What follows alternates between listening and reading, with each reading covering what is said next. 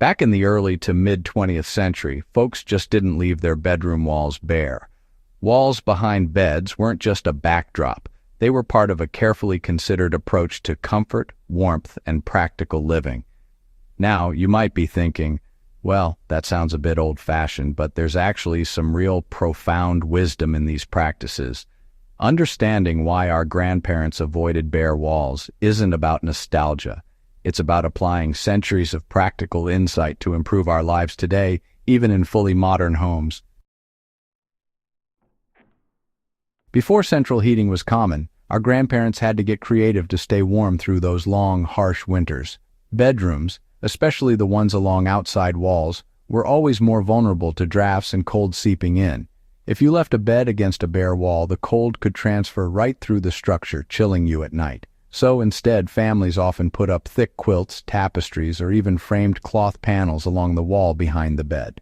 These layers acted as an early form of insulation, trapping a pocket of warmer air around the sleeper.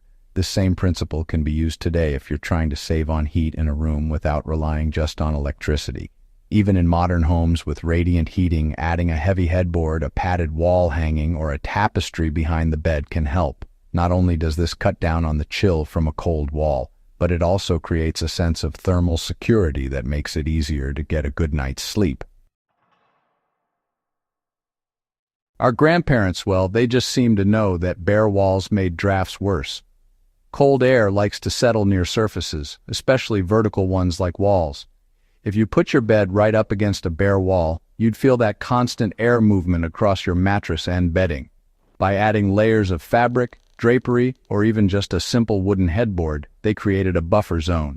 This slowed down the airflow, reduced convective heat loss, and helped keep a more stable microclimate around where you sleep. For folks today, that's a handy lesson in how to control your room's microclimate without cranking up the heater or air conditioner. Just moving your bed a few inches away from the wall and using insulated curtains or wall-mounted panels can really make a noticeable difference on cold nights. Even a small 2 or 3 inch gap behind the bed, along with a thick textile layer, can mimic what our grandparents managed with just a few simple resources. In homes built before modern vapor barriers, walls often soaked up moisture from outside. Sleeping right up against these walls could mean waking up with a chill from rising damp or condensation. To deal with this, our grandparents used textiles, quilts, or wooden panels as a barrier. These materials would absorb or deflect moisture, keeping the sleeping area dry and helping reduce the risk of illness from being exposed to cold, damp surfaces for too long. Even today, this is just as important in older homes or in places with a lot of humidity. Installing a breathable fabric panel or headboard creates a barrier against condensation and dampness, but still lets the air flow. And, even just moving the bed a little away from the wall cuts down on contact with those cold surfaces, a trick we've inherited straight from these tried and true historical practices. Sleeping arrangements in past generations were often communal or family-oriented, with several folks sharing rooms. Our grandparents understood that every inch of trapped warmth counted. Bare walls behind beds would draw heat away, making shared bedding a whole lot less effective. By covering the wall with fabric or insulating panels, they made sure the heat from their bodies and shared blankets stayed concentrated right around the bed.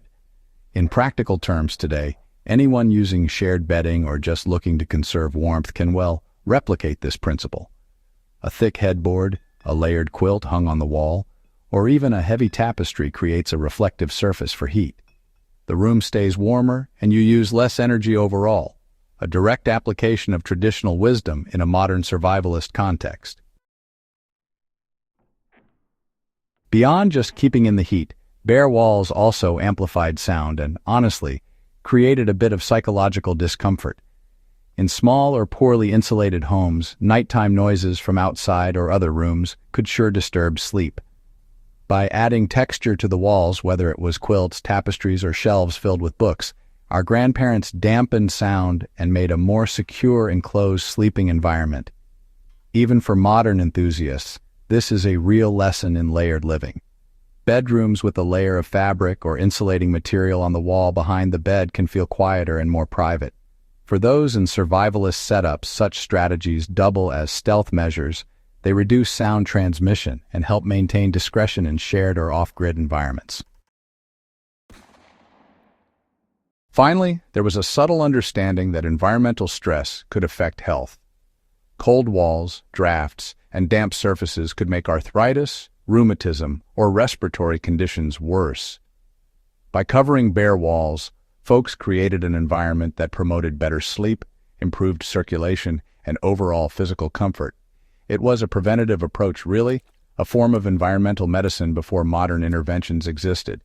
For those studying historical living or applying it today, this principle encourages active thinking about bedroom design. Position beds away from external walls when you can, use layered materials to trap warmth, and choose breathable textiles that prevent moisture buildup. These small changes honor historical wisdom while offering real, tangible health benefits in the present. The strategies our grandparents employed are surprisingly easy to implement in modern life. Adding a headboard, draping a thick quilt or tapestry behind the bed, or creating a small gap between the bed and wall mimics the same principles they used. In addition to warmth, these measures improve acoustics, reduce damp exposure, and enhance the overall comfort of a sleeping space without relying on complex modern systems. For survivalists, these techniques are invaluable. They demonstrate how to maximize comfort and safety with minimal resources, just as families did for centuries. By studying these historical methods, we not only preserve knowledge, but also gain actionable strategies. A bedroom doesn't have to be a sterile, empty room.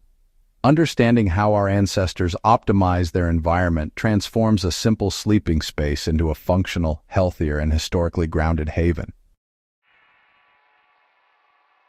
The next time you assess your bedroom, think like our grandparents. Avoid bare walls behind your bed. Use textiles, insulated panels, or even a strategically placed headboard. Maintain a small gap for airflow and moisture control. You'll experience warmer nights, better sleep, and a closer connection to historical living practices that were designed with practicality and well-being in mind. If you found this guide valuable, make sure to subscribe to Wisdom for the Journey and share it with fellow history enthusiasts. There's a wealth of lessons hidden in everyday life from past generations, and applying them today makes history not just interesting, but actionable.